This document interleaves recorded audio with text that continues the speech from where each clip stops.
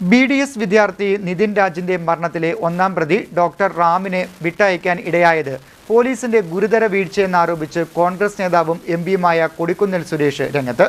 Police കാട്ടിയ അനാസ്ഥയാണ് ഇതിന് കാരണമെന്ന് കൊടിക്കുന്നിൽ സുരേഷ് എംപി ആരോപിച്ചു.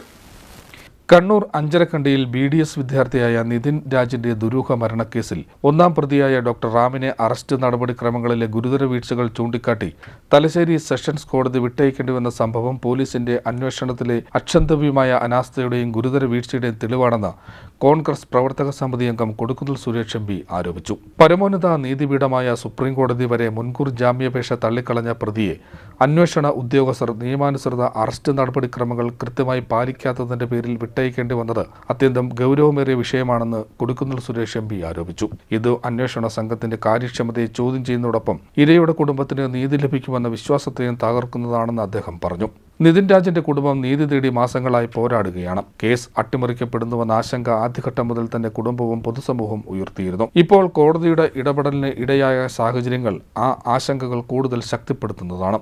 അന്വേഷണത്തിന്റെ ഓരോ ഘട്ടത്തിലും പോലീസിന്റെ ഭാഗത്തുനിന്ന് സംഭവിച്ച വീഴ്ചകൾ പ്രതികൾക്ക് നിയമത്തിന്റെ ആനുകൂല്യം ലഭിക്കുന്ന സാഹചര്യം സൃഷ്ടിച്ചുവെന്ന് അദ്ദേഹം ആരോപിച്ചു. നിതിൻ രാജിന്റെ കുടുംബത്തിന് നീതി ലഭിക്കുന്നതുവരെ തന്റെ പോരാട്ടം തുടരുമെന്നും അന്വേഷണത്തിലെ വീഴ്ചകൾക്ക് ഉത്തരവാദികളായവരെയും യഥാർത്ഥ കുറ്റവാളികളെ നിയമത്തിന് മുന്നിൽ കൊണ്ടുവരാൻ എല്ലാ ജനാധിപത്യ നിയമപരമായ ഇടപെടലുകളും നടത്തുമെന്നും കൊടിക്കുന്നിൽ സുരേഷ് എംപി പറഞ്ഞു. News desk.